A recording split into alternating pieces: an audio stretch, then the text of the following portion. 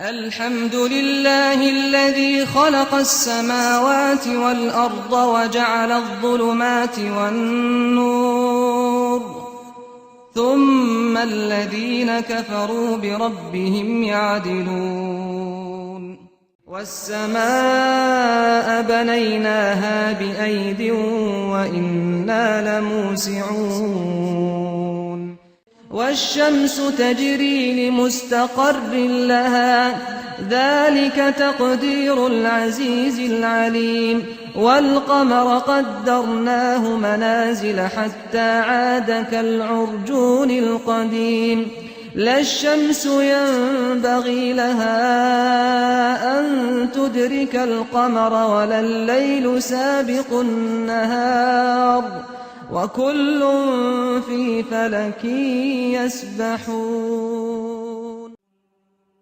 وأوحى ربك إلى النحل أن اتخذي من الجبال بيوتا ومن الشجر ومما يعرشون ثم كلي من كل الثمرات فاسلكي سبل ربك ذللا يخرج من بطونها شراب مختلف ألوانه فيه شفاء للناس إن في ذلك لآية لقوم يتفكرون ألم يروا إلى الطير مسخرات في جو السماء ما يمسكهن إلا الله إن في ذلك لآيات لقوم يؤمنون أو كظلمات في بحر لجي يغشاه موج من فوقه سحاب ظلمات بعضها فوق بعض إذا أخرج يده لم يكد يراها ومن لم يجعل الله له نورا فما له من نور أمن خلق السماوات والأرض وأنزل لكم من السماء ماء فأنبتنا به حدائق ذات بهجة ما كان لكم أن تنبتوا شجرها أإله مع الله بل هم قوم يعدلون ثم خلقنا النطفة علقة فخلقنا العلقة مضغة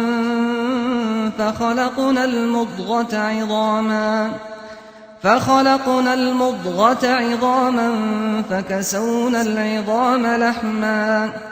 فكسونا العظام لحما ثم أنشأناه خلقا آخر فتبارك الله أحسن الخالقين هو الذي يريكم البرق خوفا وطمعا وينشئ السحاب الثقال ويسبح الرعد بحمده والملائكة من خيفته ويرسل الصواعق فيصيب بها من يشاء وهم يجادلون في الله وهو شديد المحال الله الذي يرسل الرياح فتثير سحابا فيبسطه في السماء كيف يشاء ويجعله كسفا فترى الودق يخرج من خلاله فإذا أصاب به من يشاء من عباده إذا هم يستبشرون ألم تروا كيف خلق الله 7 سماوات طباقا وجعل القمر فيهن نورا وجعل الشمس سراجا والذاريات ذروا فالحاملات وقرا فالجاريات يسرا فالمقسمات أمرا إنما توعدون لصادق وإن الدين لواقع قل انظروا ماذا في السماوات والأرض وما تغني الآيات والنذر عن قوم لا يؤمنون بسم الله الرحمن الرحيم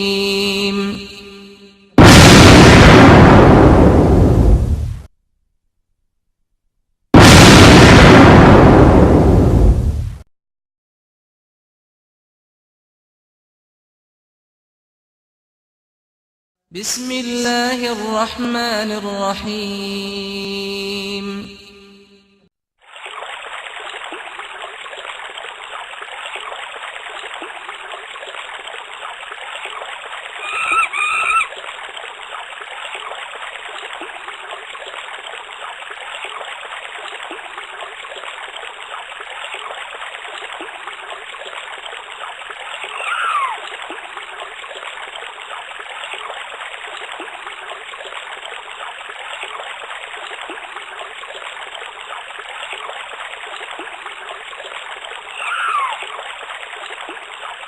وما خلقت الجن والإنس إلا ليعبدون.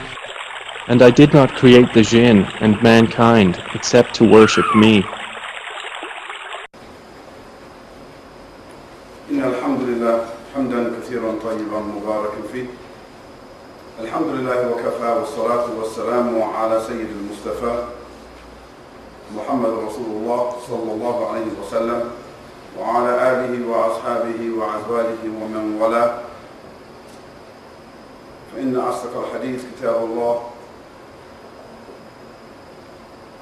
وخير الهدي هدي محمد صلى الله عليه وسلم وشر الأمور محدثاتها وكل محدثة بدعة وكل بدعة ضلالة وكل ضلالة في النار.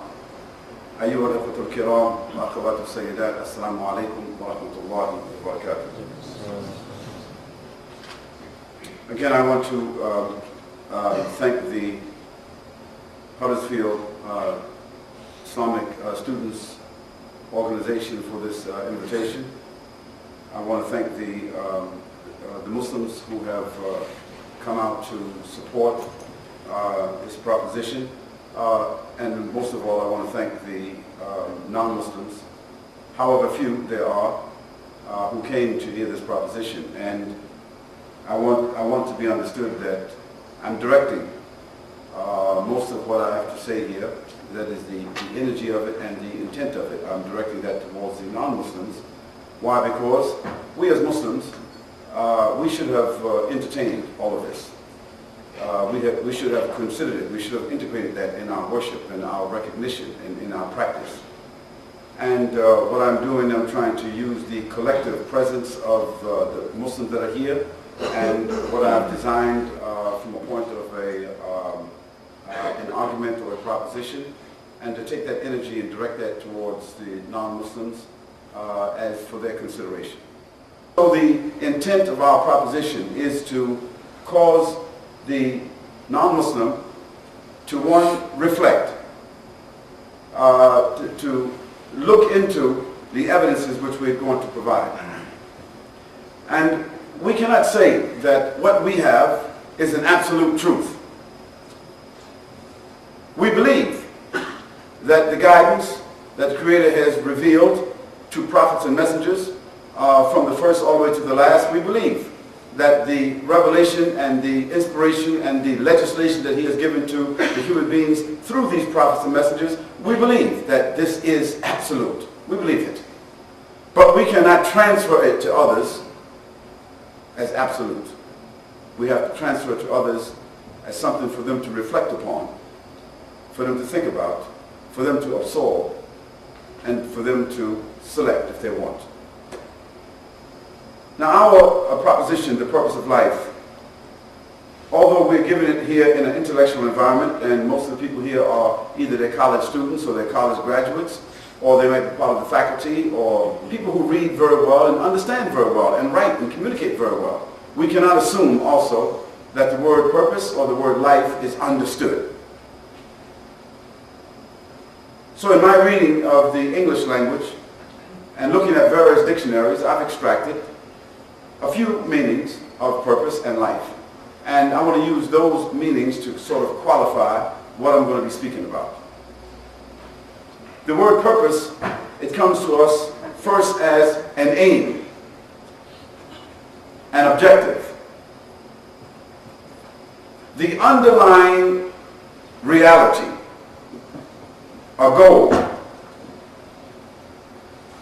a determination, a reason, or an intent.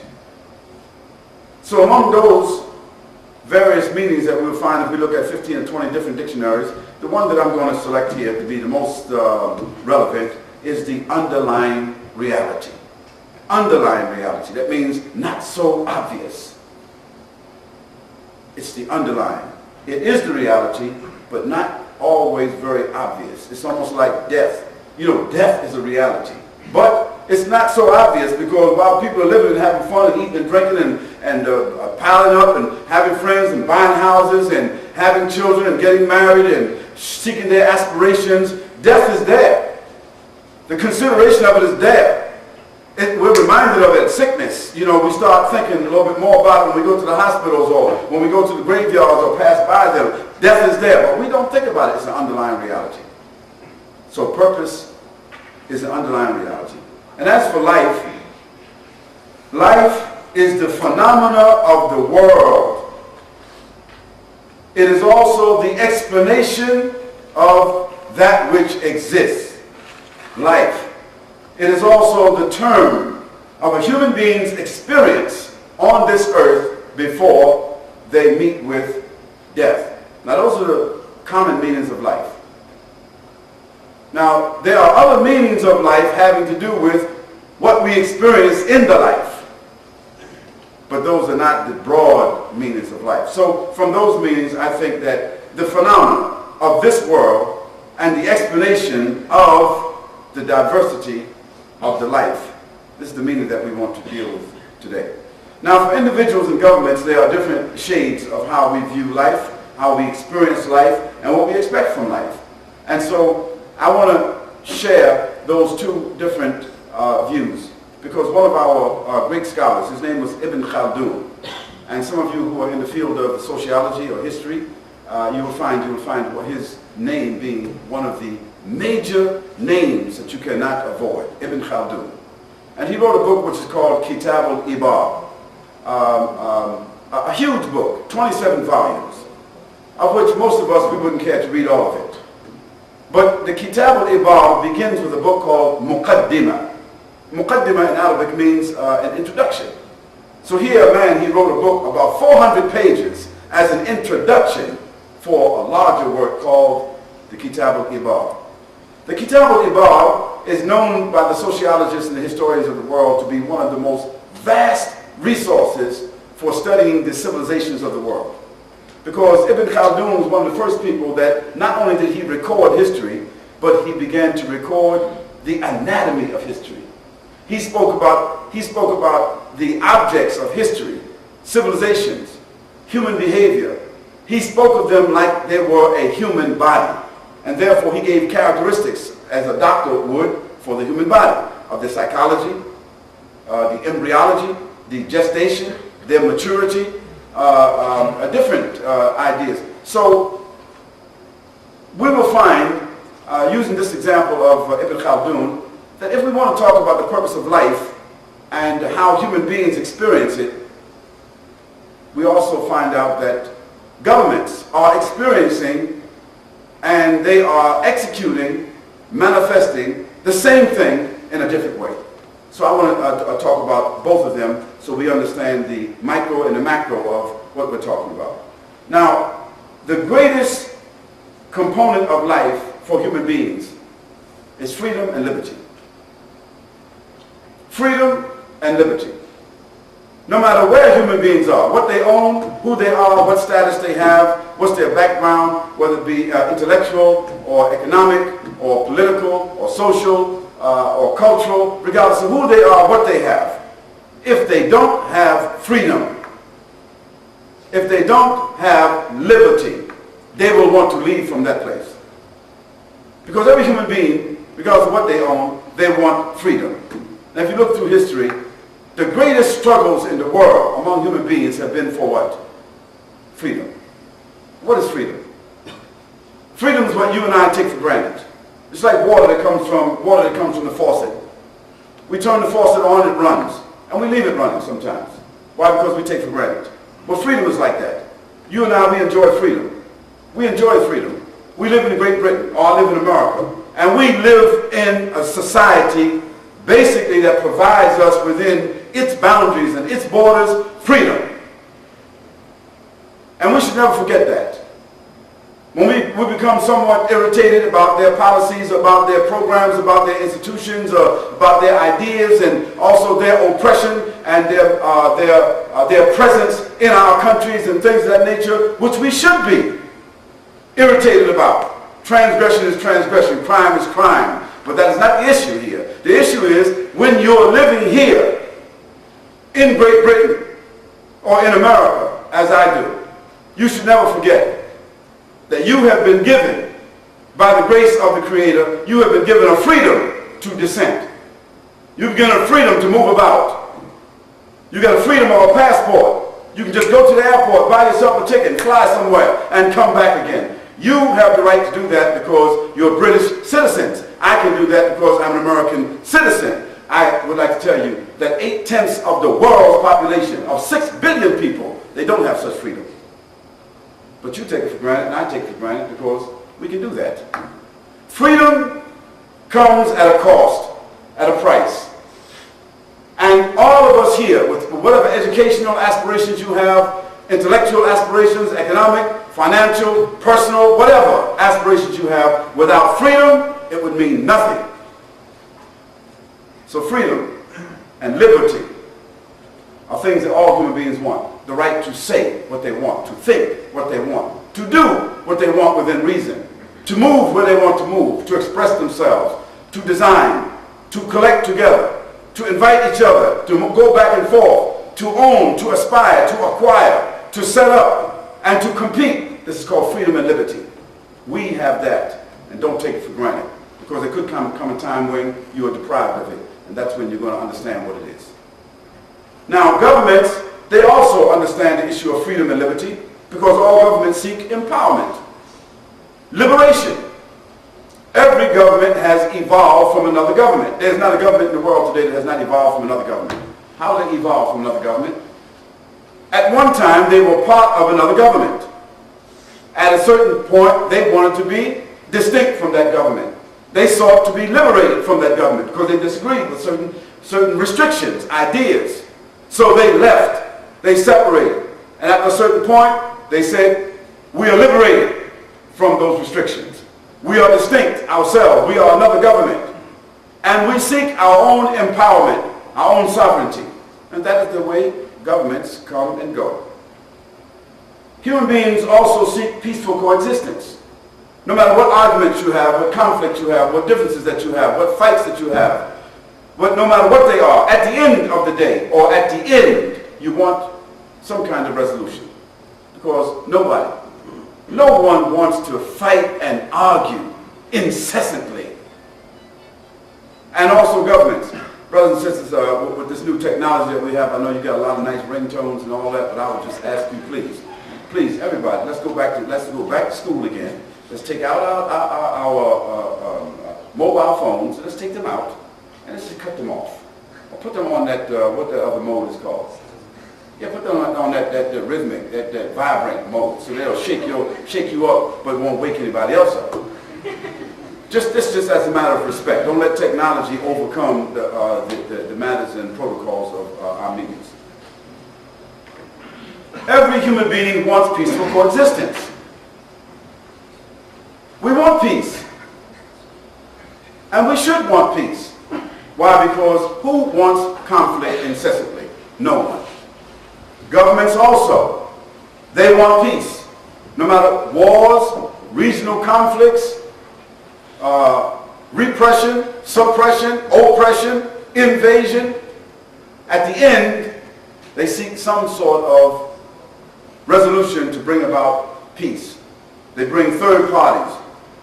Also, human beings seek to understand each other, to cooperate with one another. And governments also seek to cooperate and collaborate with one another. There's no government on the earth, none, ever, has been able to sustain themselves independently without the cooperation or the collaboration of other human beings and other governments. Although we hear certain governments calling themselves unilateral.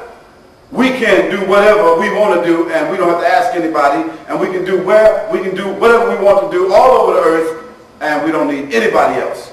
We hear people saying that, but they're foolish people. Whether they be Bush, Blair, Chirac, or whoever, Putin, they're foolish people. And they'll be gone one day, and there'll be somebody in their place who will probably remind them of what they said. Because no governments are able to act totally independent of the rest of the world. Human beings seek self-realization. Self-realization. What is self-realization? Let's make it very elementary for you. Psychologists tell us that self-realization is one of the key principles of human consciousness. Knowing who you are. So that when you are just 3 to 4 months old, 3 to 4 months old, you start hearing and recognizing your name. And you start hearing that sound. People keep saying that sound, and when they say that sound, they smile at you. They give you something to eat. They cuddle you. And they're looking at you. And you start to recognize that when you hear that sound, it's you they're calling. And you start to go towards them. And you also smile, and you start feeling warm. Well, psychiatrists said that that is when the personality starts to develop right then and there. So now we know that it is your name and my name that we love to hear the most. So when you go for an interview, and the people who are skilled in interpersonal relationships, they know that in that 5 or 7 minute, 10-minute interview, they're going to call your name about 5 or 6 or 7 times. They're going to say, Abdullah, Nancy, how you feel, Nancy? What do you think about this, so-and-so? Tony, what do you think? Get real personal with you. Why? Because they want to build that bond. Because in that bond, they will see who you are. That's called interpersonal, using your name. So self-realization, we all want to realize, and we want the right to express ourselves and for ourselves to be known. Governments also want independence. That's their self-realization. No matter what agreements that governments have with each other, they all want to be independent, sovereign. You see, like the USA is a sovereign country that in the beginning they were born from the mother. That means they came from the mother. The mother is right here. At a certain point, the daughter, she wanted to be independent. They call it taxation without representation. They didn't like the ideas, they didn't like the restrictions, they didn't like having to be ruled from across the Atlantic. They didn't want somebody else, some troops in their backyard telling them what to do, collecting taxes from them and not giving them any benefits. So they said, hold it, enough is enough. Mom, we got respect, we're going to still keep the language, some of the ideas and some of the structures and all the values and other things, but enough is enough. We're going to be independent. So in 1776, what happened? The United States of America was born, formally, into a new sovereign state. And this is because all governments also at one time or another evolved from other governments and formed their own sense of self-realization, which is called independence. All human beings express values. There are values between families, that is between the old and the young. There are values between families who live in certain neighborhoods and groups. There are values between tribes of people, ethnic groups of people. There are values between countries and societies. There are values between nations. There are principles and values that exist between human beings beyond language. Now, values and principles may not be spoken, but the values and principles are there. Thou shalt not steal. Thou shalt not lie. Well, that's a commandment in the church, and that's a commandment in Islam, But to people who are non-religious, they understand the idea that you shouldn't steal, you shouldn't lie, you shouldn't kill, you shouldn't this and that. They don't say it as a religious verdict, but they still understand it. It's called a principle and a value. Some which are globally, universally understood, although they may not be universally expressed. Also, governments express those values that they believe to be good and true in the form of constitution and laws. There's a constitution here, there's a constitution there. Every country has a form of constitution, and they have law. And without law, there will be no order. And without order, everything will be lawless, and everything will be without order. There will be confusion. So all governments seek to have constitution and law. All human beings express themselves in some form of principles. Then there are conformance and discipline. Everyone conforms to some form of discipline. Inside your house, your mother, she cooks dinner, as my mother used to do, my mother did.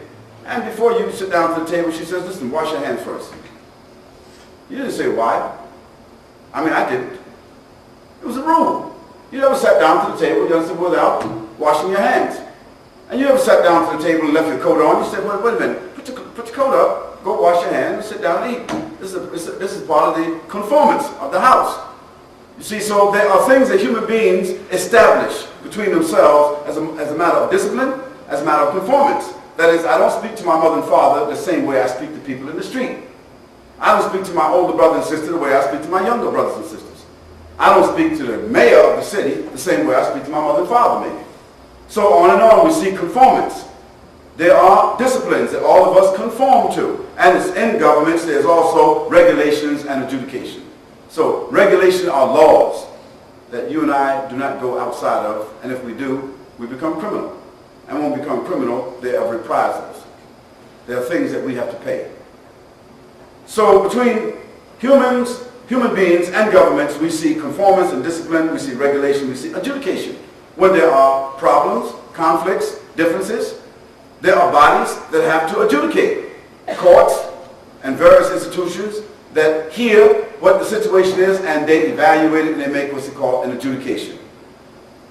And finally, there are things that human beings seek to complement themselves with. We all need food, clothing, and shelter. And we all need company. Food, clothing, shelter, transportation, basic needs we call it. But food, clothing, and shelter is not enough for human beings. You see, if I have meat and potatoes and vegetables, that's not enough. I want spices. A little salt, a little pepper, a little curry, a little cardamom, a little this or that. We want to put that on the food. It's not enough that we just have food. We want spices too. And life is that way. It's not enough that we just live with the spice of life too. Clothing is not enough. Not something just to cover your body. We want designer clothes. We want special kind of clothes. We want insulated clothes. We want nice kind of clothes. We want some clothes that have different fabrics that's specialized, designed, sewn well, that's going to last well, types of shoes well. It's not enough just to cover your body. So it shows that human beings do not live without complement. And governments and societies, they also do not live without complement. What's the complement of a society? It's its culture, the sophistication of its values. So culture is one of the things that societies use and governments use, human beings that use collectively to sophisticate themselves and to present themselves to other human beings and other societies. And when they become powerful and arrogant, as there are many powerful and arrogant societies today, then they seek to use their culture to dominate other human beings. This is the nature of human beings. Having said that, inevitably, both individuals and governments are subject to birth, gestation, birth, maturity, reaching an apex at their life, and after that, depreciation and demise. So Ibn Khaldun, he said, this is the cycle of human beings, and this is also the cycle of governments. You may say, and I may say, and most people would agree, as we read the newspaper, as we look at the television, as we experience life as it is, we go back and forth with this and that, we never think to ourselves that one day, this government where we are will be a matter of history. Somebody else will be writing about it, somebody will be talking about it, and it will be gone.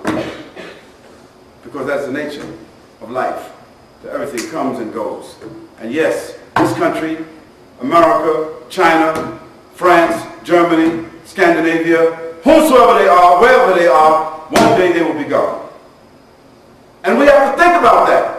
Because when we read the history books, we're reading about people who also thought like we thought, we will be here, it will be here forever. But are they here? They're not. Inevitably. No one, no group has come into being on their own. Nor can they obtain or harness the resources which they require on their own. And this is one of the most profound parts of the proposition that I want to offer here. Is that no one, no group, no individual, no intellectual person, no matter how they have been endowed, no one has come into being on their own. Call yourself a Buddhist, a Hindu, or atheist, or a communist, a socialist, whatever, personalist, a humanist, call yourself a Christian or Muslim, or anything. Call yourself whatever you want, with whatever you have. You did not come into being, into existence on your own. You did not one day come as a thought before you came to be a body. You didn't want to think yourself into being and just popped up and you're here. And while you have been here, you did not sustain yourself by yourself. No, you didn't. You came about. You evolved. You developed. And you were taken care of. You were nurtured. You were cultivated until you could walk, until you could talk, until you could think for yourself. And then you arrived where you are right now, where you are thinking and talking and dressing and moving about with your own sophistication and your own ideas. And then you become sophisticated until the point where you become arrogant. An arrogant, well-dressed, sophisticated, educated sperm drop. And that's all we can be as human beings. I mean, don't think when Bush and Blair and all these people is talking about this and commanding their armies and all that there, one day, whatever they are holding will drop from their hands. Because Bush, my president, I mean elected as such, that is, his father used to be the president, and he can hardly talk today, as arrogant as he was 15 years ago. He can hardly talk, he can hardly walk, and he's wearing Pampers. Well, they don't call them Pampers, they call them something else for old people. No one has complete determination or power over themselves or others, even though people say that. We in power, and we are the most powerful country in the world today, and we can do whatever we want to do. Example, no one is able to think, blink, nobody has bodily functions, elements, nobody can overcome immutable laws. And I guarantee, right now, if we raise 1,000 pounds and put it right here, and I said, anyone can come pick up those 1,000 pounds, if you can do one or two things, one, two, or three things. Stop blinking. Just for 3 minutes, don't blink. With all the power you got, all the choice you got, all the determination you got, all the knowledge you have, just control, don't blink. You can't do it. Because blinking is something that just happens that you and I have no control over. Don't think. Those 36,000, those 360,000 synapses that take place in the brain every second. That's what some psychiatrists, neurosurgeons, and people who have examined the brain and said that the way it functions is that there are something called synapse. And that synapse is just energy that jumps from one part of the brain cell to another one. And that little synapse, when it jumps, it creates energy. And that energy creates thought. And those thought patterns, you understand how diverse that they are, creates what we call ideas, responses. So 360,000 synapses taking place every second inside the brain. I say stop thinking. You can't. Your heart can't stop beating. You can't stop breathing. Your body cannot stop functioning. The kidneys and the liver and everything that's going on is going on without your command. Yet, some intelligence, some coordination, some kind of design has put it together and maintained it together as it is. But we never think about it.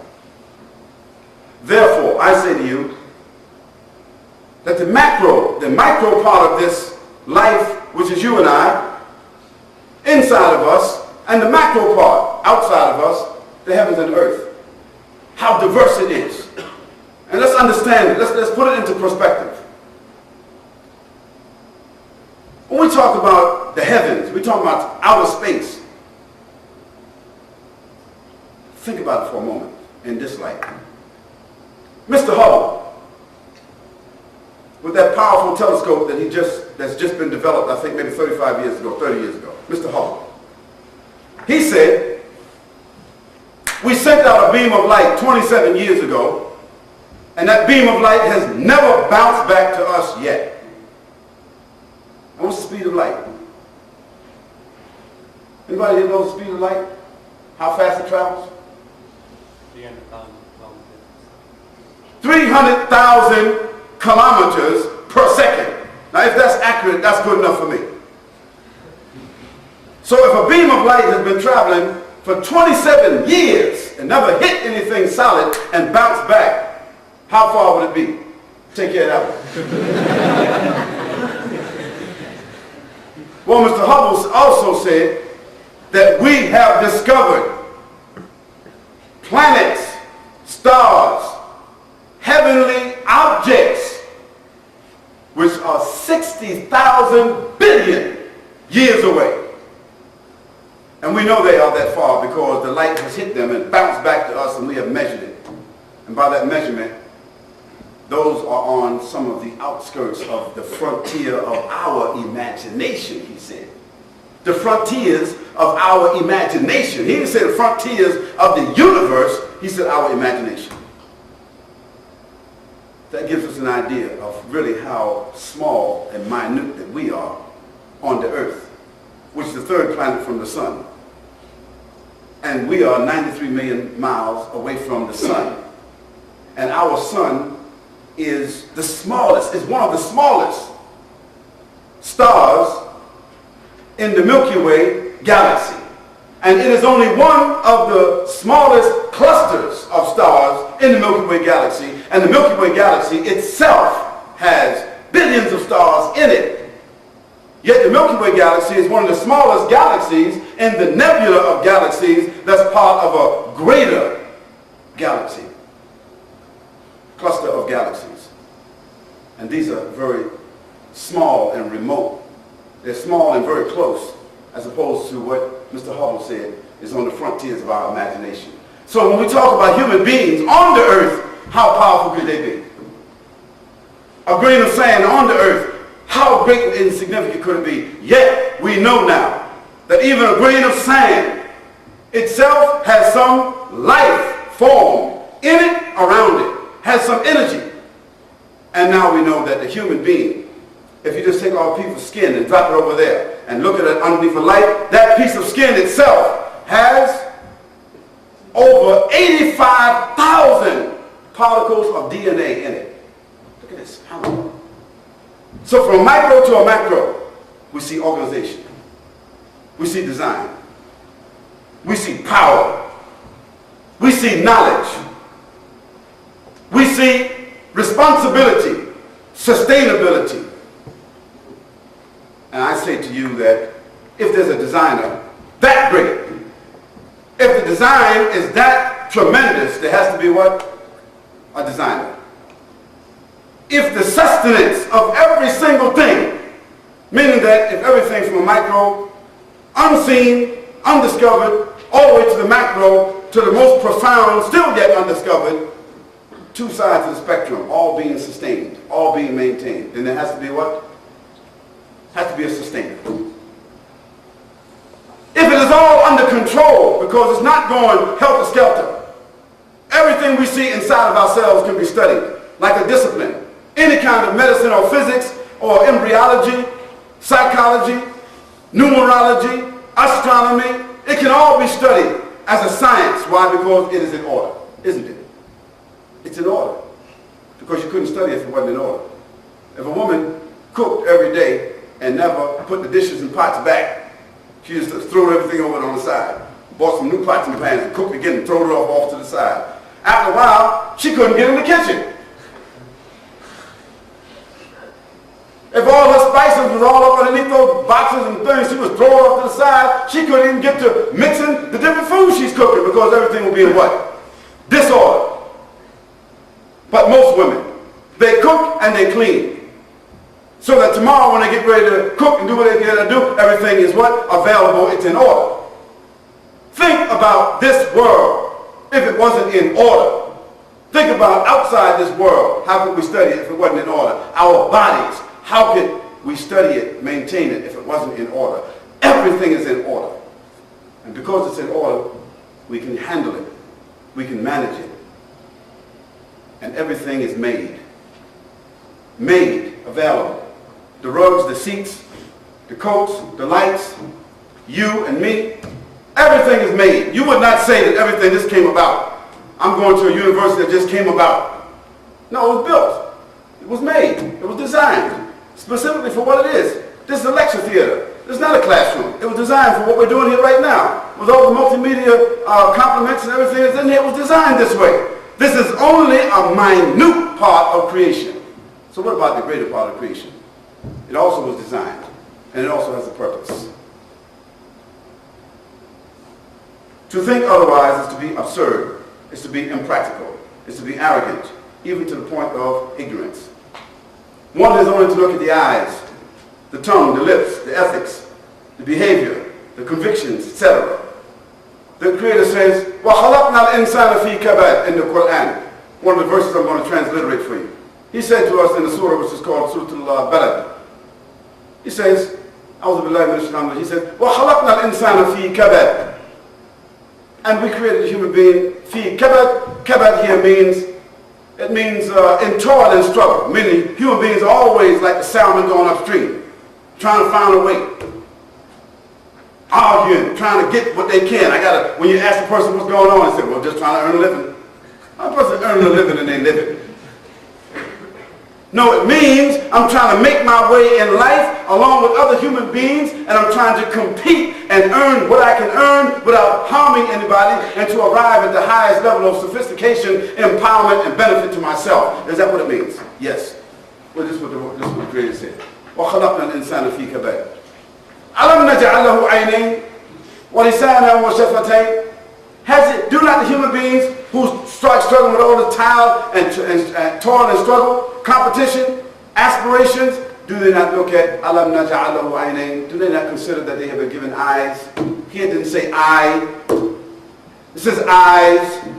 So here the Creator is saying, why are you struggling, striving, doing whatever you're trying to do? Think about just the eyes. Alam Naja'alahu Ainain. And the human eye. If there's anything in the whole creation that could be, that somebody would want to duplicate, it would be the human eye. And until now, all science, all technology, all sophistication that we have available to us today has not been able to duplicate in any way and imitate the human eye. We've got cameras, all kind of cameras, digital camera, this kind of camera, that kind of camera. And all of them are trying to simulate what the human eye is able to do. But they cannot. What they have found, they have even built a machine that may be 5 times the size of this theater to do all the functions of the human eye. And guess what? It cannot cry. See, it cannot. It doesn't, what do you call it when the water comes across the eyeballs, just keep it wet? What's that called? Just to moisten it, just to keep it moist. It doesn't blink. It doesn't have the capability to receive the light and throw the light back out and see things in such quick, just like that. The human eye is able to receive light, discharge light, understand the colors, understand the form, all those things, and it does it in about 1/1000th of a second. The human eye. And you or I would spend everything we've ever owned in life, we might sell our children to get our eyes back. If you went blind today, if you had wealth, you would give it all up if you could see again. So the Creator said, Alam naj'alhu aynayn. Do you not consider just the creation of your eyes? وَلِسَانًا وَشَفَتَيْنِ. And the tongue. What about if you was born without a tongue? Suppose you were born with a tongue that was like connected to the palate of your mouth. What would you say then? What could you say? You couldn't express yourself. Suppose you were born without a tongue. What could you taste? What could you articulate? What could you say? How could you communicate? So a human being is given a tongue, the major instrument of communication that allows you to know the difference between a sound, a vowel, a verb, a noun, a pronoun, a sentence, the means of articulation.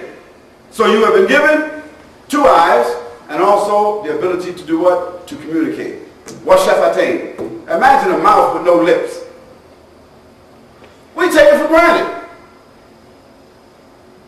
Just the lips and what the lips are able to do.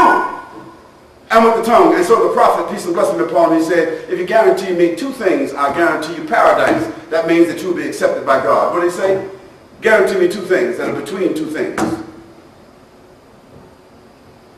He said the tongue and the private parts. Because most of the crimes that human beings do, the moral crimes that human beings commit, are between 2 things.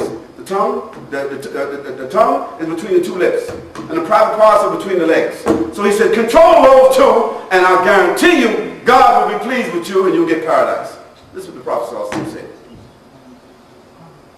But yet we human beings, with all our power, we're not able to control those 2 things.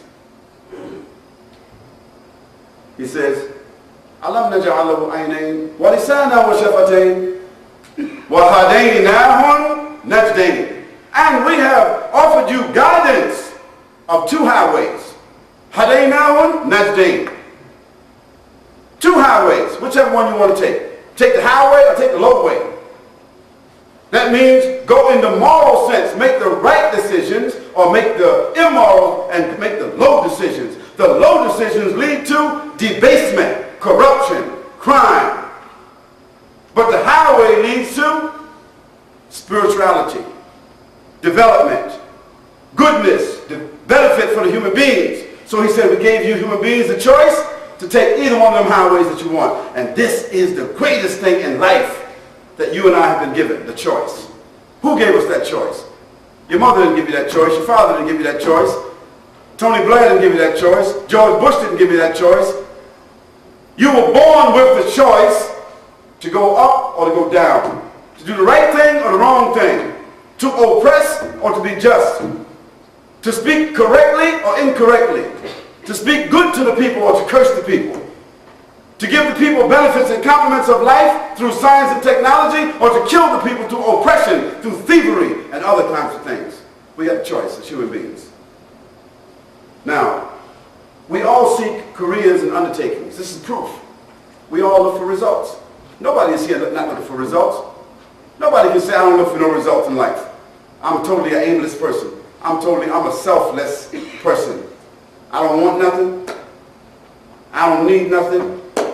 I just want to give myself to the whole world. I don't want nothing. Nobody exists like that. Nobody. If anybody tells you that, you better watch out. We all have selfish undertakings, but they don't have to be selfish to the point of greed. Because it's natural for you and I to want something out of what we do.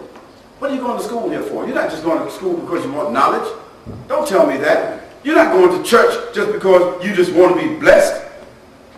No. You're not getting married only because that it's the right thing to do. No. The husband looking for something from the wife. And she is also looking for something from him.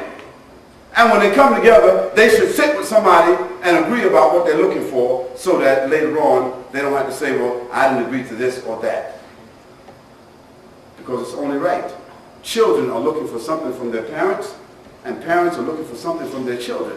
And it's not always selfish or greed from the point. Parents have the right that they spend their whole lives, all their energy, everything on you or me. They should look for you to do what? Give something back. Is it right? It's only right. And also at the same token, children. You can't keep on telling them what to do and they don't see no results. No, children have a right also to look for something from the parents. And because it's the nature of reciprocity of life. We look for something. We look for results. We look for also consequences. We look for something to come. We all seek careers for what? Results. We all look for undertakings, projects, marriage, education. We enter contracts. We make commitments. We look for results. We look for consequences. We look for rewards. We look for benefits. How many people here have read the book of Tolstoy, War and Peace? Who read that? Who read that book? War and Peace. You should read it. Very thick book, about 1,400 pages. Very powerful. War and Peace talks about rewards and punishments. Because all of us are seeking rewards and punishments throughout life. We all look for accounts payable and accounts receivable. You always talk about who owe you, who you owe. Accounts payable, that's who owes me. What else supposed to get? And accounts receivable. Accounts receivable. Well, who owes me? What else supposed to get? And accounts payable. Most of us, we're always talking about who owed me. We don't want to talk about who I owe. But it's the nature of life. In every company, there is a manager or an owner. Would you work for a company that was paying £500 a week with no owner? First thing you want to know, who's the boss? When we get paid. So if I said to you, don't worry about it, just work. There ain't no boss. We're going to get paid, but there ain't no boss. You say, wait, hold it now. Now, I mean, who keeps the books, who keeps the time cards, and who's going to be responsible for giving me my money after a week or two or whatever it is? I said, don't worry about that. They got it all worked out, but there ain't no owner. I don't think you'd work in that company. In every government, there is a king, a sovereign, a chairman, a president, or somebody. You would never see a government where there's not somebody in charge. Because government comes from the word govern, you men. Did you know that? We govern you men. Government. You never know that what it means? So a group of people who took power said, we govern you men. And so just after a while it says that we govern you men, we said government. So in every government there are sovereign power. In every family there are parents. Parents. And to prove this point, how ironic and ridiculous it is that even in a family, what they call a nuclear family today, you know what that is, right? The new modern nuclear family. It's like when a woman marries a woman and a man marries a man. It's a nuclear family. I mean, everybody got rights. So now in this new nuclear family, the mommy and daddy. Now think about this now. The new nuclear family. Now the mommy, it's not enough now. It's not enough that they have made law where they can go to the church and get married. 2 women and 2 men get married. With the blessings of the family, the church, and everybody. That's not enough. They done went further now because they also want a family, right or wrong. Now, how do you do with family? Well, first they started adopting kids. They said, well, that's not enough. They ain't really our kids. They said, we want to have a family. So they said, okay, fine. So there's a gentleman, his name is, I think, Lomez or Vasquez or whatever it is. He created this thing called the sperm internet on the sperm. Sperm on the internet, rather. So he said, well, if you want a family, then just go to the internet and you can buy some sperm, we'll deliver it to the house. This is not a joke. I'm telling you the truth now. I want you to think about this here because it's all part, this is germane to my topic. There has to be a purpose. There has to be responsibility. There has to be accountability. I'm just giving you this analogy to look at it. So they deliver the sperm to the house, and they also will send someone there to show you how to inseminate the mommy or the daddy so they can develop this child. So if it's a case of 2 women, we can understand how the insemination takes place. It's just a process, and so they inseminate. So one of the women get pregnant. And you know, she goes through the whole gestation, pregnancy, and all that there, and has the baby. So now after they had a baby, so this mommy, they had this baby. But what's the question here? What's the rights of that child? When that child comes and asks, where's his father? What they say? I mean, everybody else that child goes to school, we got fathers, right? I mean, at least we would probably think so if it's within this next 10, 20 years. They probably got a father. So he said, where's my father? I said, we ain't got no father. You got two mommies. So the two men, they want to have a baby too. Because now one of them have went and had cosmetic surgery. He don't have progesterone and all kind of whatever thing, dirt, and I mean, for all intents and purposes, he got his anatomy been squished around and everything but his psychology, because you can't change that. So now you got a half mommy there and a daddy, whatever, I don't know. But let's just go further. Let's go into it. So they want to have a baby too. So they go on the internet and they buy it. But now they can't. One of them can't be inseminated because one of them don't have a uterus. Don't have no fallopian tubes. They can't have no baby. So what do? They hire a woman to be the, what do they call that? Surrogate. Proxy, they call it. Proxy surrogate mother. So they hire a woman, give her $5,000, and they inseminate her. Now she signs a contract to say that she's going to carry this baby, and she's going to, after she has the baby, she signs off, take that $5,000, she go her way. And the baby go that way. And the baby now goes in the hands of one of the daddies. And they're going to raise this baby. Don't that baby have a right to ask the question like that any other children would do, where's my mother? That child will never be able to know who is its mother. Because first, or its father really, because the sperm has been donated. The mother was a surrogate. So here we have the makings of a dysfunctional society. So even in that situation we find, in that unnatural, unbalanced, dysfunctional situation, still people want to assume what? Some kind of accountability. They want to see their future keep going in front of them. So in every family also there are parents. One of whom ultimately, in that mommy, daddy situation, one of them is going to be more in control than the other. You ain't going to tell me that they're going to be no half and half, 50-50. No, somebody is going to be running the show. Somebody's going to be supporting, somebody's going to be subordinate, somebody a little bit more than the other. And this is the nature of families and relationships.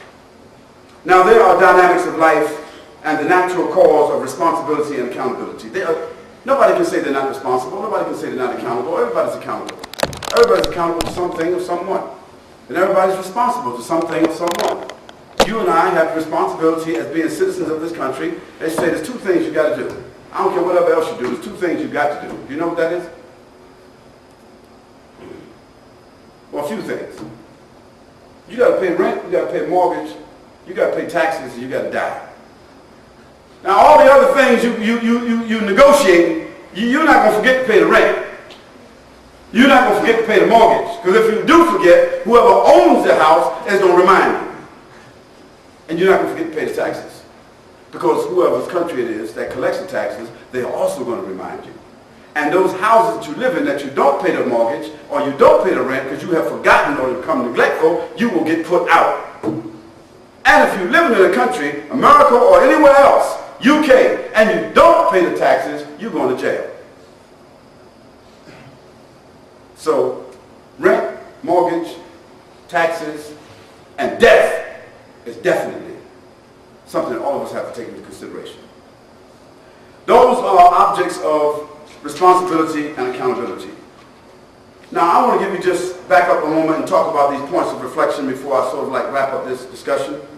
I said to you that everything is manufactured and designed. Every single thing is manufactured and designed. And therefore, there has to be some kind of a designer. If you found this watch out there in the field somewhere, you just found it. You're walking with your daughter or your son, you just found it. Your daughter said, "Mommy, look at this." You said, "Oh, just leave it there. It's part of the environment." No, it's not part of the environment. Your son or your daughter would know that it's not a tree, it's not a stick, it's not a rock, it's not a blade of grass. It don't belong out there. Look, Mom, this is a watch. Look, it's nice. It got all these hands on it too. Look, see? So even a child would know that this is something that has been what? It's been designed. There are also inorganic molecules, amino acids, proteins, living creatures that do not act random. If you saw the Eiffel Tower or the Twin Towers when they were up, You wouldn't say that these things have always been there. They have been designed. Life in as many micro and macro systems also have been designed. The evidence of an expanding universe tells us if it's expanding, it means it's in motion. If it's in motion, something, someone, some power put it into motion.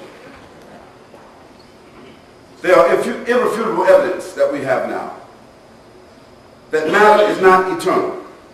Matter is not static. The world has not been here always, always will be. No. Now we have evidence to see that worlds come into being and worlds go out of being. And we now have evidence that the world that we live in today, the universe that we live in, that is expanding outwardly. Not inwardly, but outwardly. And if it is expanding outwardly, that itself is evidence that it came from something and developed like that, and that the frontiers and the universe itself is expanding out further and further and further. We now see that there's atoms. When we look at, we thought before that atoms were the smallest part of creation. How many people here study physics? Are there any physics majors here? None. Does anybody here knows what is now the smallest known part of creation that we know, called matter? What is the smallest part that we know about now? What is it called? It's no longer called an atom. It's called a quark. Did you know that? It's called a quark. I mean, that's a name somebody gave to it, quark. That means that it's like when you look inside of atoms now, the structure can be broken down into quarks, and even go inside the quarks now. They got some inside the quark. There's some more quarks. So we're seeing that creation is so overwhelming that if further you go inside, whatever we are able to use to see, that creation keeps unfolding inwardly and unfolding outwardly. Why? Because this is a matter of balance. As far as it goes outside, as far as it is inside. Now, geologists have also found out another miracle, a phenomenon. Did you know that when you see a mountain, let's say Mount Rushmore or Mount Rainier, very tall mountain that may be like at its peak, it could be maybe 30,000 feet in the air. Did you know also that geologists have found out that at the base of that same mountain, it goes into the ground 30,000 feet also. Look at the balance. So that's the way that mountain is maintained. If you see it like that, the base of it is like that when it goes down inside the earth. So there's balance in everything. Balance in the heavens, balance in the water, balance inside of us, balance in everything. Why? Because we have been created, the whole world has been created with such a balance. We also know that the phenomena of our bodies also shows balance and symmetry. We know that even in the issue of the immune cells, if anyone knows anything about immunology, you know that the immune cells themselves is like a body inside, an army inside the body, that are always alert. Like something comes inside the body, it's not supposed to say, hold it, wait. Line up. They ain't supposed to be here. Chase them out. Protecting the body all the time. It's just the immune cells. What is the army of the human body to protect and guard the human body. And what AIDS did, the people that created AIDS, I say some people that created AIDS, they studied immunology. And they created a synthetic germ that was able to bypass the immune cells so that the body itself would not know what to do when it entered. And so what happens, this synthetic germ that they created, it's called a designer virus.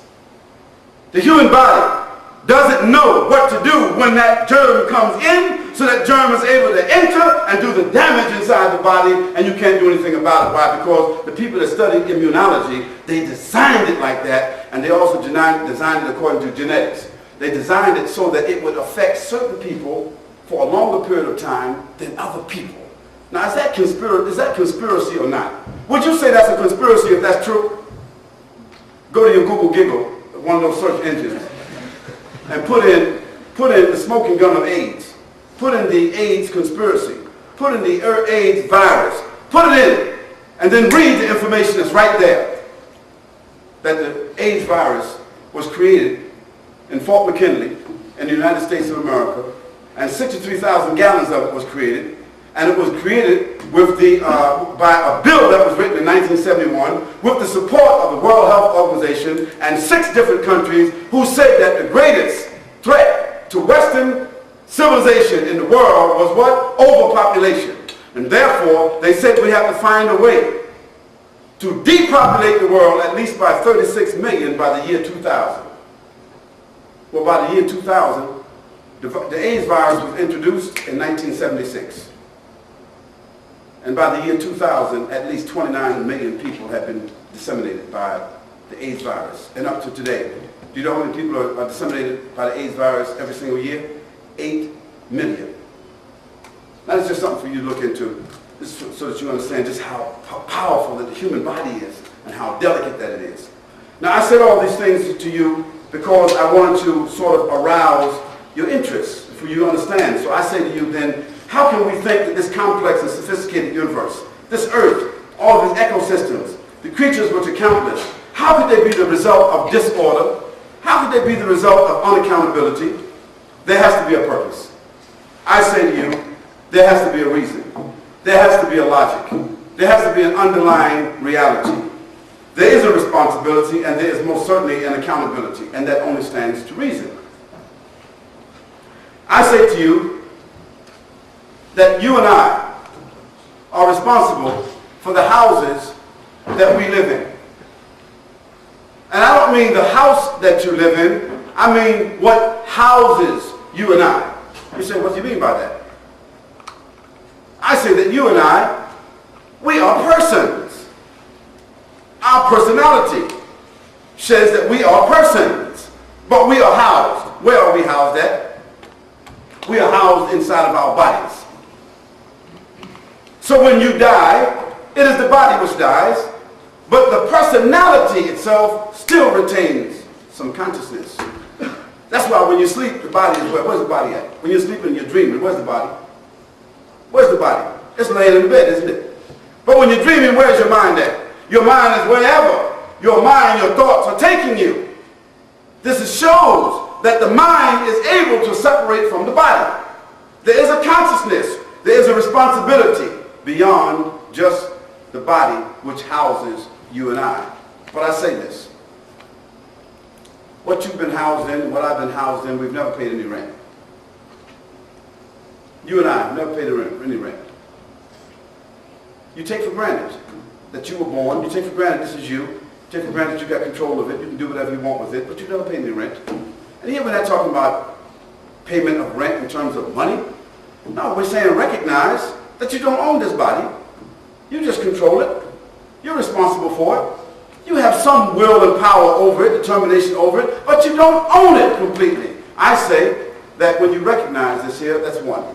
You should recognize that if you are the beneficiary of this body, if you're the beneficiary of your senses, if we as human beings are the beneficiaries of this world, if we are the beneficiaries of this universe, this world, this body has to have a benefactor.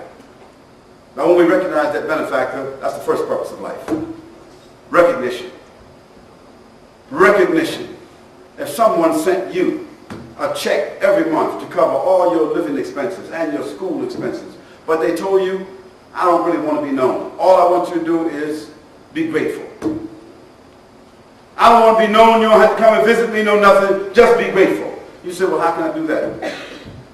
So I want you to at least remember us, your benefactors. Would you be willing to do that? I would. That's all I had to do, just remember them. So how do I remember? Send us a letter. Make a phone call once a month. Tell us that you appreciate what we're doing for you, and we'll keep doing that there for the rest of your life. Would you and I do that? I would. Man, I'd stack the mail up and have it going out automatic. Of course. Matter of fact, I sent out 2 letters. I think if I was really grateful, they might increase it. But it calls first to recognize. Recognize my benefactor after recognizing conform. What do you mean conform? That means accept the terms. Accept the terms. What are the terms? Be peaceful, be decent, be dignified, be generous, be benevolent, be helpful, be moral, interact with all other people. This is conformance. Recognizing and then conformance. The final thing is pay tribute. How do we pay tribute? Tribute means to pay. But here we don't mean pay money. Tribute here means fulfilling some reasonable expression of gratitude. That's paying tribute. A reasonable expression of gratitude. Now we could call it worship. Because in religion we call paying tribute to the Creator, what do we call it? Worship. We're not really giving nothing to God. All we're doing is we are making a tribute. We're making an offering, it's called. When we bow down, or we sing, or we hold our hands up in supplication, or we do good, or we read a scripture, what are we doing there? We are making an offering. We're making a tribute. It's called worship. So recognition, conformance, and worship for the benefactor. For the benefactor of what? The one who is the author of creation. The one who is the underlying reality behind what? Existence.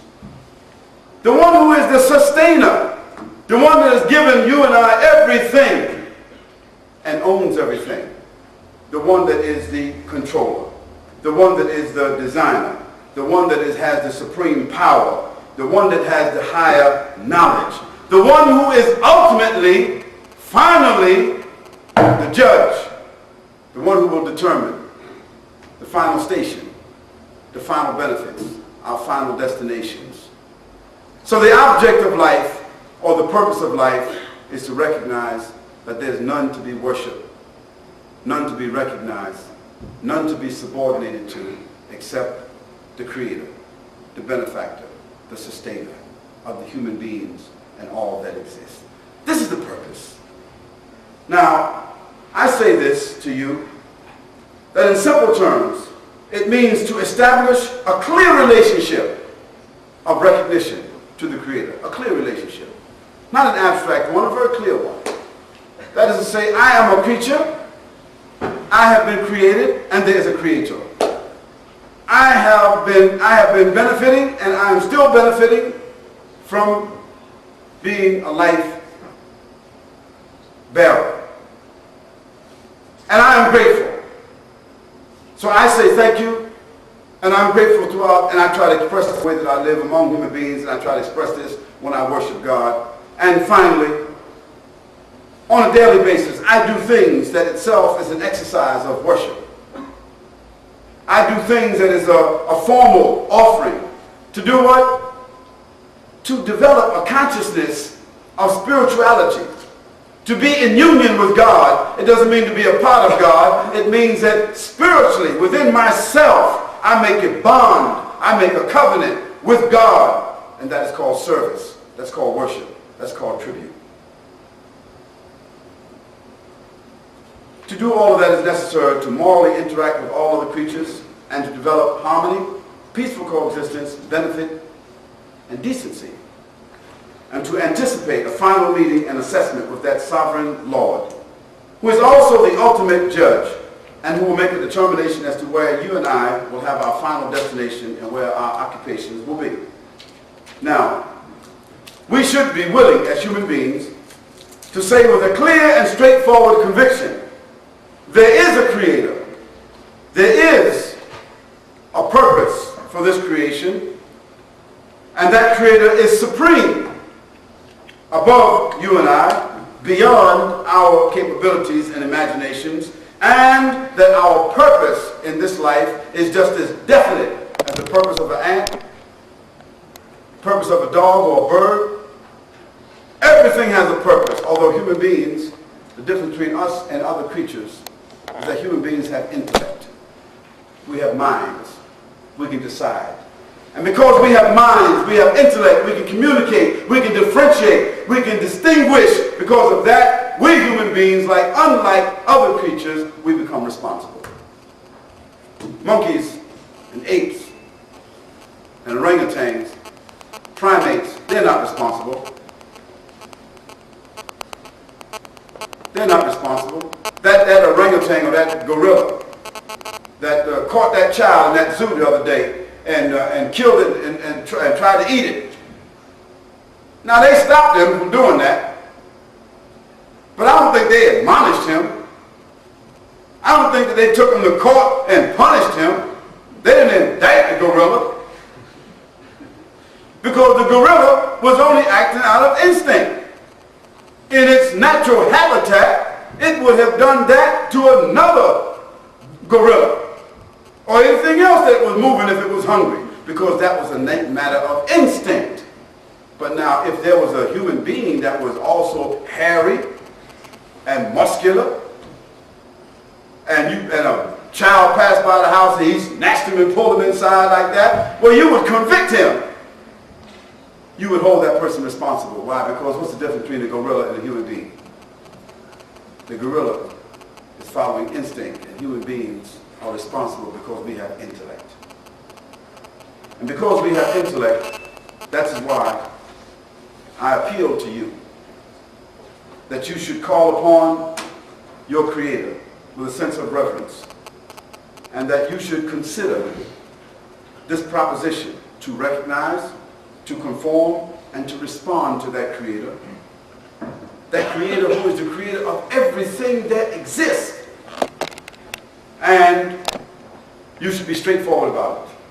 We Muslims, we have a belief, a statement that says, La ilaha illallah. Now, La ilaha illallah means, in simple terminology, it means that there's none to be recognized, none to be conformed to, none to pay tribute to except the Creator. That's what it means. So we Muslims, by our saying La ilaha illallah, that there's none to be worshipped except Allah, and by Allah here we mean the Supreme Being, the God of Moses, the God of Abraham, the God of David, the God of Solomon, the God of Jesus Christ, the God of Muhammad, peace and blessing be upon all those prophets and messengers. Same God, same Supreme Being, that for you and I and for the whole world and everything that exists. You and I, understanding that we are beneficiaries, should accept that there's none to be worshipped, none to be recognized, none to be obeyed, and none to be paid tribute to except the Creator. This is our purpose in life. And to see life beyond that purpose is to pass by the whole reality itself and be seeking the benefits. We are seeking the benefits of life while we have not thought about its purpose itself. And that's why we have gathered you here today to think about this, because it is possible that a human being can go through their entire life, 30 years, 40 years, 50 years, 60 years, 80 years, 90 years, and they never reconcile this question. They never really thought about it. Well, we're asking you to think about it. And not only are we asking you to think about it, we're asking you to consider the proposition of accepting it. And what do we mean by accepting it? That you accept the proposition that we should recognize Almighty God, and that we should conform to what we understand to be reasonable, clear laws and determinations by God. And finally, you and I should begin to make tribute towards Almighty God for all the benefits that we have been given. I understand that a non-Muslim may think to themselves that our object as Muslims is to convert people. That's not our object. We don't get any benefit. If a person accepts Islam, there's no benefit for us. There's benefit for the other human being. Because when you eat, I don't get full.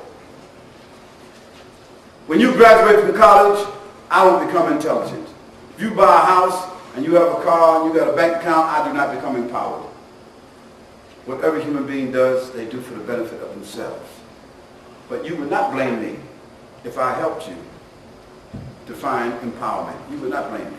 You would not say, why are you trying to convert me? No, you would be grateful. And what we're trying to do here this evening is to invite non-Muslims to embrace the idea of La ilaha illallah. To embrace the idea, the proposition that there's none to be worshipped, recognized, and paid tribute to or worshipped except the creator of the heavens and earth. Could I ask just a simple question? And I'm not trying to trick anybody or trap anybody. How many non-Muslims are in this room today? 1, 2, 3, 4. Any on this side? Non-Muslims? 4. The non-Muslims that are here, if I asked you, would you generally accept the proposition that that we should recognize this creator, this benefactor? How many of you would accept generally that we should accept that premise? 1, 2, 3, 4. 4.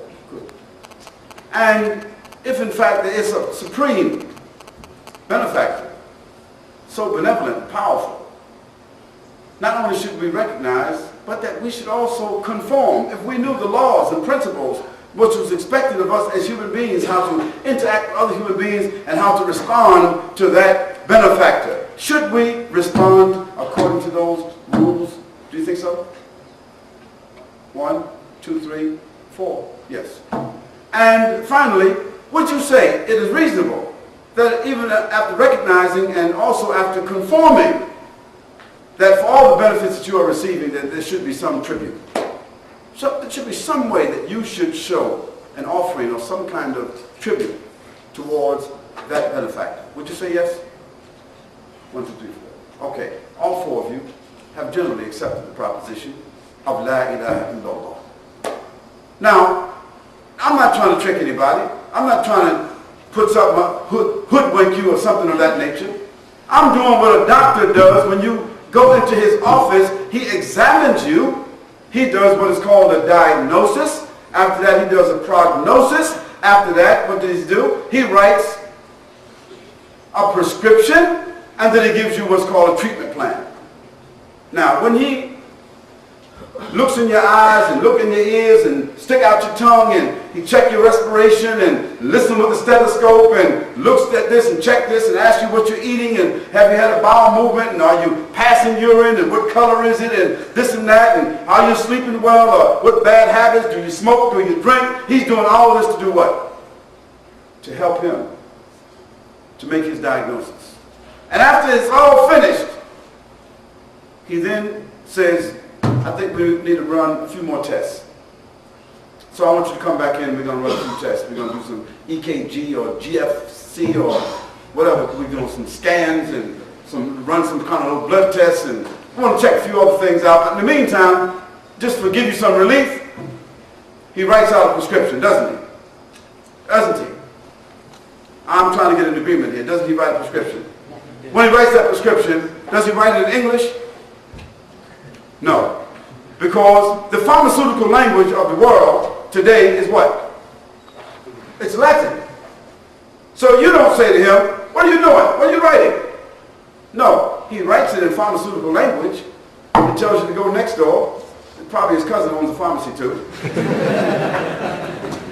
See? He writes it in pharmaceutical language, which is in Latin. And you take it and you go next door and they fill it. And then that person, the pharmacist, looks in the book, that pharmaceutical journal, sees what's been written, and then he fulfills or he fills the prescription. Then on that bottle, he types in maybe the generic name of that drug and tells you or I, take it 3 times a day, take it after a meal or this and that, and then they give you some contraindications, what not to do while you're taking it, don't drink, don't this, so on and so forth, and so forth. Doesn't it? But to do that in English is right or wrong. So now I have explained to you in English already the prescription. But I said to you, essentially what you have accepted is La ilaha illallah. Because La ilaha illallah, that's the Arabic. That is the universal language. That is the universal language of revelation. Moses, Abraham, David, Solomon, all the prophets of Almighty God, Jesus, John the Baptist, the Prophet Muhammad, peace and blessings upon him, they received revelation, inspiration, and legislation for human beings. They received it from Almighty God. And it was never in the English language. Because the Anglo-Saxons, they wasn't around then. It was either in Hebrew, Aramaic, or Arabic. That's the universal languages of revelation. So La ilaha illallah is known by the whole world. La ilaha illallah was a statement of all the prophets. All the prophets of Almighty God came into this world and told their people, La ilaha illallah. The Prophet Muhammad, peace and blessing be upon him, he said to one of his companions who he was sending as an emissary, he said, you're going to come to some people who are called people of the book. People of the book mean people who have accepted a revelation before you. When you go to them, teach them about God. Meaning teach them about Almighty God. And if they accept that, teach them to purify themselves and pray. Because purifying themselves is a sense of preparing themselves to do what? To pay tribute. Secondly, after they accept the prayer, then tell them they should pay zakah. Zakah means they should pay something from their wealth. As a poor do, charity. But he says, when you do that, don't take from their most prized possessions. Here, again, the Prophet ﷺ was telling them to go to the people and do what? Have them to recognize what? La ilaha illallah. Is that correct? Number 2, the prayer, pay tribute to the Creator. Number 3, the payment of zakah is to do what? Conform. So, our 4 non-Muslims, we ask Almighty, we ask the Creator. We ask the Creator to guide you. We ask them to preserve the very clear moral presence which you have. Because if you were criminal, if you were corrupt, if you were immoral, if you were selfish, if you were arrogant, you wouldn't even accept the proposition at all. As a matter of fact, you might not even be here. The fact that you're here is that you're looking, you're searching, you're willing to think, you're willing to reflect. I hope in some way or shape or form that I've done my job. And my job only was to offer a proposition that might be acceptable to you, that might be reasonable towards you, that might be plausible to you. And if I've done my job by doing so, if I have done that, that it is plausible, it is reasonable, and that you may accept it, and that you may formally also embrace it, then certainly it proves that if human beings are willing to be reasonable, if we will just listen, if we'll just talk to each other, and be decent to each other, and be transparent towards each other, we may create a better world. And we believe as Muslims that if you are divinely inspired, and if you are divinely guided by one of the human beings that were divinely inspired, you will become a better person in your family. And then your family will become a better family within the society. And that society, if it has enough families like that, will become a better society. And then inevitably, that will create a better world. And so that's what we are engaged in doing. Our lessons, our proposition and what we're doing here, we believe that we're making a contribution towards a better world. How many people here believe that all of us can contribute towards a better world? How many people believe that? Well, all the people in the world who believe that with decency and dignity and honor and patience and tolerance and respect that we can make a better world, and it's our job, that our voices should be heard just like other voices, and that our worship should be known like all other worship, and that our deeds should be seen like all other deeds. Because if our voices and our deeds and our worship is not evident like the voice and the deeds of the people who don't believe that, then the world is going down, it's going down, and it's going down. And this is the work that we're involved in.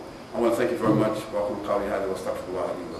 Assalamu alaikum wa rahmatullahi. وما خلقت الجن والإنس إلا ليعبدون. And I did not create the jinn and mankind except to worship me. As my brother, he mentioned, I'm willing to take some questions from you. If you will keep the questions germane to the topic. Now, since we've already established that there are 4 or 5 non-Muslims here, I will say to the Muslims, please, the questions that need to be asked is from the people who are non-Muslims here. If a non-Muslim doesn't have a question, but generally they understand and they accept or they appreciate, then there's no need for us to waste time asking questions that, that don't need to be asked. So I would ask the brothers and sisters to allow the non-Muslims to ask any question that they have. And then after that, if there's something that I said that Muslims think I should try to clarify, I don't mind to do that also.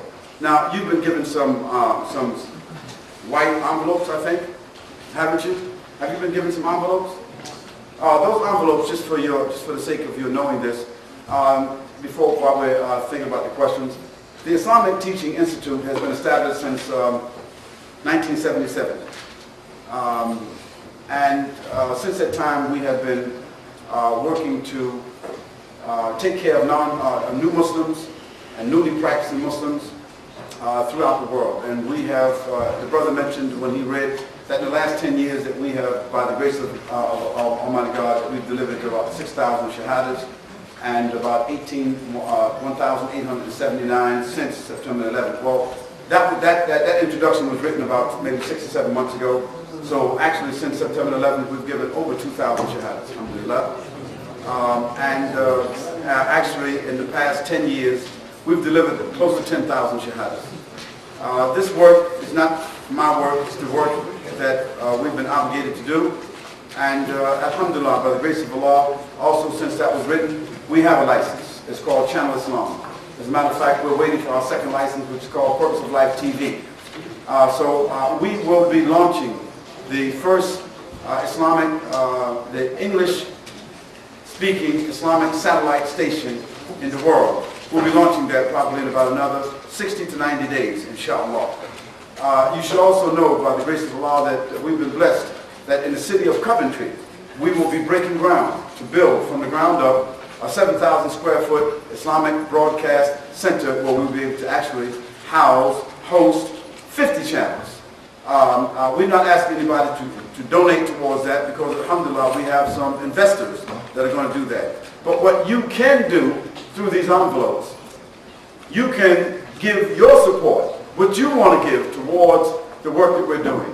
And that's why we give those envelopes out wherever we are, to give people a chance to contribute towards the work that we do, so that they can feel when they see the channel, when they meet new Muslims, when they come and visit our place where we work from, they can think to themselves that they shared in this work. That's why those envelopes are there.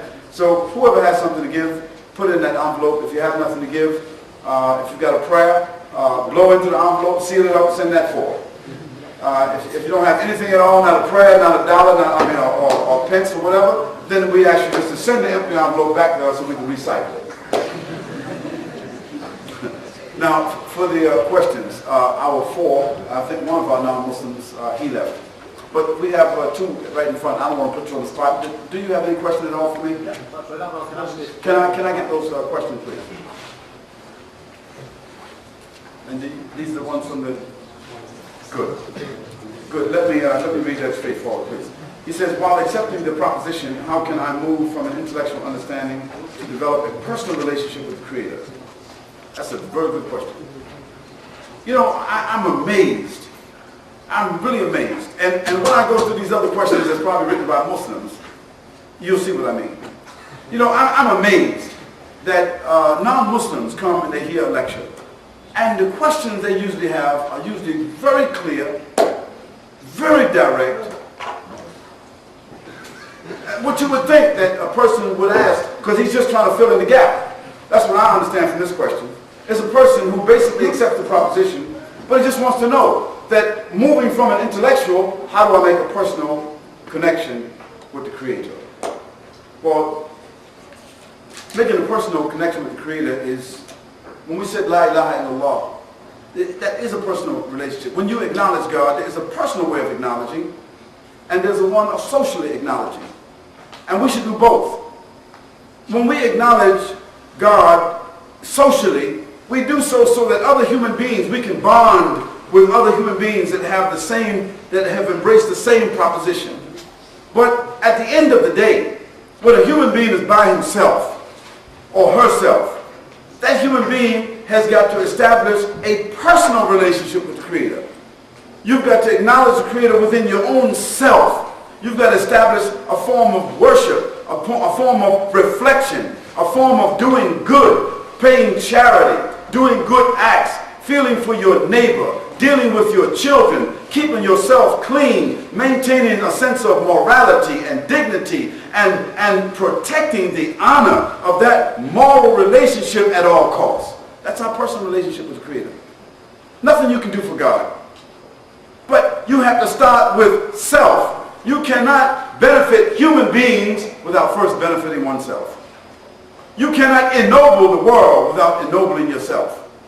You can't serve others and don't serve yourself.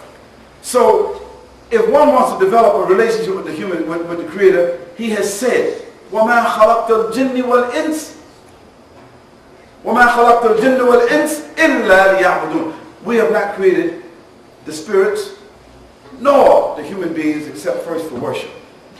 And the personal part of acknowledging the Creator, the personal part of it, not the intellectual part, the personal part is establishing times for cleanliness, purity, and reflection. And setting everything to the side. Not a tree, not a rock, not a husband or a wife, not a child, nothing at all, not the clouds, not the mountains, not the world, but just you and God. And developing that relationship and starting to ask God, oh God, you are my Creator. You are my Lord. You are my sustainer. You please guide me to the right way. You please sustain me on that way. You please purify my thoughts. You help me to purify my property, my aspirations. You please purify my interaction with other human beings. Oh God, show me the right way. Oh God, put me on the path of the prophets and those whom you love. Oh God, give me the strength. Oh God, forgive me. Oh God, guide me. Oh God, have mercy on me. Oh God, if you take my life before I wake up in the morning, oh God, put me in a place with the righteous people. Oh God, give me your promise. Oh God, give me paradise. Don't put me in hell. Oh God, forgive me for the things I did wrong. We establish a personal relationship with God like Jesus Christ did. What did Jesus Christ say when the companions, his disciples, asked him a question just like that? They said, oh Rabbi, teach us how to pray. You remember that? He said, teach us how to pray. What did he say? You know it. Are you a Christian, basically? Have you been a Christian or come from a Christian background? Okay, what did Jesus Christ say? I mean, I'm come from a Christian background, so I remember that. Because I love Jesus. I love the mission of Jesus. And I love the person of Jesus. Although I don't say Jesus is God. I don't say that he's the benefactor. I just said Jesus was sent by God. And what did Jesus say? He said, our Father who art in heaven. Huh? Not my Father. Hallowed be thy name, not my name. Huh? Thy kingdom come, right? Thy will be done. On earth as it is in heaven. Huh? Give us this day our daily bread. So Jesus is talking. This means give us our daily bread. That means him and his mother. So if Jesus and his mother's eating bread and drinking water, that's just like me and you eat drinking bread and eating water. Whatever our body uses, it uses, and whatever it doesn't, what does it do? So that's not God urinating and defecating. So he said, give us this day our daily bread. And also, forgive us.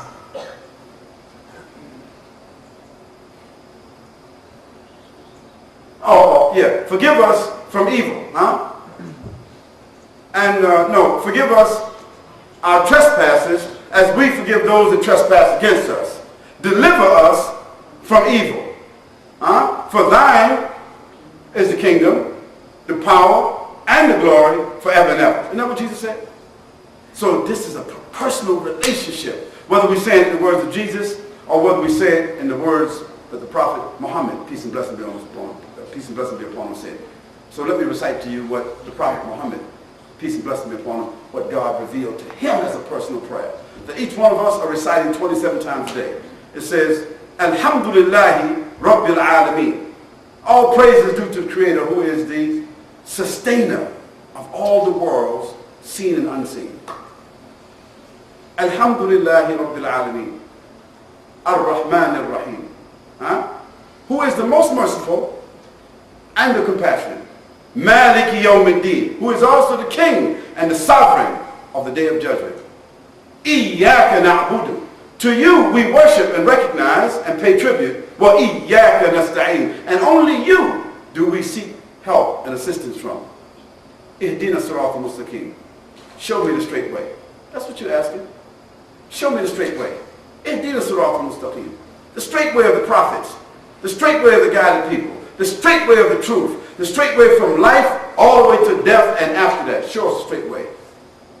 Siratul ladina an'amta alayhim. The way of those upon whom receive your grace. Prophets, messengers, righteous people, martyrs, good people, decent people, pure people who made sacrifices, servants of God. Siratul ladina an'amta alayhim, who received his ni'mah, his grace, his blessings. Ghayrul maghdubi alayhim, not upon those who received your anger, your wrath, wal-dhalin, and who went astray. So our personal relationship as Muslims is done 5 times a day. When we left here for 15 minutes, we went to exercise that personal relationship. And you have already accepted the premise. You're already Muslim. But you didn't know you're Muslim because you're thinking to yourself like most people think that Muslim have to be Asian, African, Arab, or Middle Eastern, or something like that. It got nothing to do with it whatsoever. Incidentally, some people that are in Asia and Africa and Arabia happen to be Muslims. But not all people that are in Asia and Africa and Arabia or Middle East are Muslims. They're not. Incidentally, there are Muslims in Asia and Muslims in Spain, Muslims in Germany, Muslims in Scandinavia, Muslims in Russia, Muslims in China, Muslims in Great Britain, Muslims in France, Muslims in Germany, Muslims in the United States of America who have embraced this belief and are using it to complement their lives. And so we came here because we wanted to extend this also to yourself. So I would say to you, just keep moving in the direction that you're moving. And at the same token, what I would like to do is before I leave here, I'd like to make a personal gift to are you husband and wife? Wonderful. I'd like to make a personal gift to you tonight before we leave that'll help you on your personal journey, if you don't mind, okay? There's another question here. It says, what are the rulings for istikhara? True to form. Okay, I'll answer that to some Muslims answer that question. That was my question. It's okay, sister. I didn't mean it like that. No, it's all right, sister. It's okay. I'll answer you, but if you allow me, after we finish, I'll answer you because I don't want to just take away from the time for that. How do people recognize that the Prophet Muhammad is the last prophet between the brackets pronoun Muslims? You'll notice that in my discussion to non-Muslims, I tried to modify the whole idea about Muhammad, peace and blessings be upon him. I have mentioned it.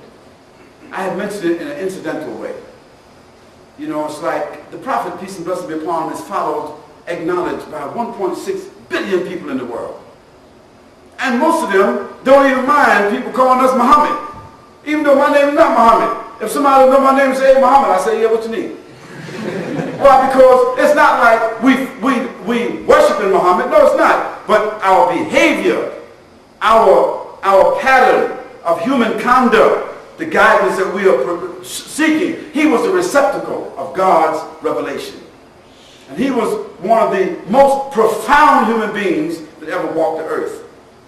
So, yes, we should say to non-Muslims, after they accept La ilaha illallah, we should also tell them Muhammad Rasulullah. But we should not say that as a condition. Because in the hadith I gave you about Mu'adh ibn Jabal radiallahu anhu, he didn't say that. He said when you go into a people who's people of the book, they were known as people of the book, he said what? Tell them about who? Tell them about whom? Allah. And if they accept that, he didn't say tell them about me. He said teach them how to purify themselves and pray. Now, if you teach them how to purify themselves and they accept it, and you teach them how to pray and they accept it, whose sunnah, whose tradition are they following?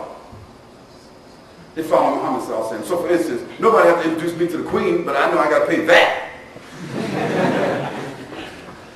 You know, I mean, I don't know the House of Lords. I ain't met all those people. Nobody told me, said, I want you to take you to the House of Lords. I want to take you to the Parliament. I want you to meet the Queen. I want you to do all of that there so you understand what being a citizen is. Well, I'm not a citizen. I'm just a visitor. But while I'm here, I'm acknowledging. Is that correct? So we should bring the proposition of Islam to the people. And if they accept the proposition, then through our behavior, we show them the wisdom the beauty, the profundity of the life of the Prophet, peace and blessing be upon him, how profound it is. And so my answer is that how do we get people to recognize that Muhammad Sallallahu Alaihi Wasallam is the last prophet of God? That may take some time, but what you can do, you can exhibit the kind of behavior that people will respect, and they will ask you, you know, Muhammad or Zechariah or whatever, you know, I noticed that you always, like, every time we give you something, we ask you a question, say how you feel. You always say, Alhamdulillah. So what does that mean? So that means all praises to the Creator. So what does that mean? I mean, I asked you how you felt. You can say, so, well, our Prophet Muhammad, he said, Alhamdulillah ala kulli hal. I thank Almighty God for all conditions. Even for sickness, he thanked God. Because he says even in sickness, it's a purification of the body. So he thanked God for every condition. So you said, Muhammad, why you only eat with your right hand? So because our Prophet Muhammad, peace and blessing upon him, he used to eat and drink with the right hand. He said they used the left hand for other things, to clean himself and other things. Sarah said, Muhammad, you know, the other day I gave you some money, you know, for something, I gave you some change, and you said that no, you gave me too much, and you give it back to me. So Muhammad, why are you so honest? So because our Prophet Muhammad, he told us that honesty is the first thing. He said whoever cheats us is not from, whoever cheats the people is not from me. Oh Muhammad, how come you never lie? How come? Because our Prophet Muhammad taught us that. So what are we doing? We are teaching the people the habits, the behavior, the distinction, the characteristics, the principles of the Prophet Sallallahu Alaihi Wasallam through what? Through our behavior. We can keep on saying, no, Muhammad's the last prophet, you know, Muhammad Sallallahu Alaihi Wasallam is the last prophet, you know. So what does that mean to a person? If being the last or the first is of no benefit that a person can see, why should they accept that? But if they can see the benefit, and you say he's the last or the first, they would say, well, I agree with that. That's nice. Whoever said that. I talk to non-Muslims almost every single day. And you know what I tell them, I said, you know, a wise man said this. You know, a wise man said that. And a wise man said that. You know what they tell me? They said, yeah, I agree with that. Thank you. They said, yeah, I agree with that. If a wise man said that, I agree with that wise man. I tell them that wise man is the Prophet Muhammad, peace and blessing be upon him. Says, tell us more about Islam, the 5 pillars, in more detail. I understand that we got some constraints that we got to be out of this room by 9 o'clock. So what I'll do is that the people who want to know about the 5 pillars of Islam, we have some materials outside that we can provide for you, and I'll be available to sit a few moments with some of the people outside this room right here. It says, can you explain fate? I would say to you that the issue of fate is different from the issue of faith. And human beings should not be troubled about fate if they don't understand faith. Faith is fundamental. Fate is problematic, intellectual. You got to deal a long time in dealing with the issues of fate. Fate is going to happen anyway, but faith is not something that happens anyway. Deal with the issues of faith first, and then after that, let's deal with the issues of faith. When you have faith, you'll understand fate. But if you don't have no faith, you're going to be a victim of fate anyway. It says, when a non-Muslim turns to Islam and becomes a Muslim, is it called convert or revert? Well, these are just terminologies. The Prophet, peace and blessing upon him, said to us, he said that each one of you are created with a natural disposition towards goodness, towards spirituality, towards submission and purity. This is called in Arabic fitra. Fitra. Each one of us are born inherently with a feeling and a desire to know God, to recognize, to worship and submit towards God. We have this inside of us. But our mothers, our fathers, or our environment, or how we grow up and other things around us, it either takes us this way or that way. So when a person comes to understand this proposition, and they embrace this proposition, and they decide to become a Muslim, we can say they're coming back. They're not converting, they're coming back to their natural disposition. So we say, we prefer, those of us that have come back, we prefer the terminology revert. And God knows best. The issue here is to embrace, and not so much the idea of whether convert or revert.